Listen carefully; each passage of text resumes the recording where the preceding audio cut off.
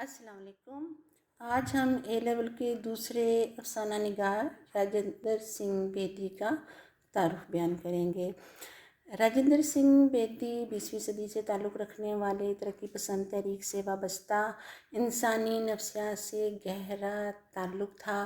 وسعت مطالعہ، قوت مشاہدہ اور حقیقت نگاری ان کے افسانوں میں نمایاں نظر آتی ہے۔ اس کے علاوہ دیگر وجہ شہرت کچھ ایسے ہے: عصمت چغتائی، سعادت حسن منٹو اور کرشن چندر کے ہم اثر افسانہ نگار ہیں، جن کے بارے میں منٹو نے یہ کہا تھا کہ بیدی کا مسئلہ یہ ہے کہ وہ لکھنے سے پہلے سوچتے ہیں، لکھتے ہوئے سوچتے ہیں اور لکھنے کے بعد سوچتے ہیں۔ مصنف، ڈرامہ نویس، فلمی ہدایت کار کے علاوہ ان کو ہمہ جہت شخصیت کا مالک بھی کہا جاتا ہے۔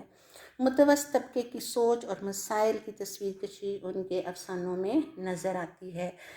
احساسات اور جذبات کا بھرپور اظہار بھی ملتا ہے اور یہ اظہار ماں، بیٹی، بیوی اور بہو کے روپ میں نظر بھی آتا ہے۔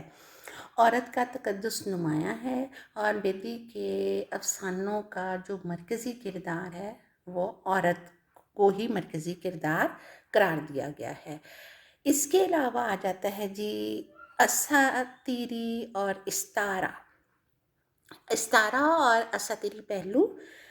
اساطیری کا مطلب یہ ہے کہ حقیقت اور تخیل کے امتزاج سے جو چیز پیدا ہوتی ہے اس کا احاطہ تحریروں میں شامل کرنے کی کوشش کی جاتی ہے۔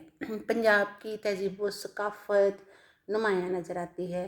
مفلسی میں عظمت کا اظہار بھی ملتا ہے اور سب سے بڑی بات یہ ہے کہ کرداروں میں باطن کی تلاش بھی نظر آتی ہے۔